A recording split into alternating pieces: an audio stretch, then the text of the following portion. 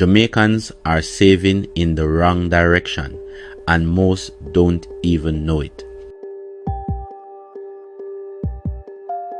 Did you know Jamaican banks make more money from you when you save than when you spend? Here's how.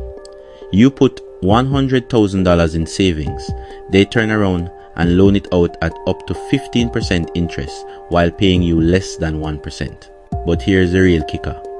Most Jamaicans don't invest because nobody teaches us how, not school, not the government. Why?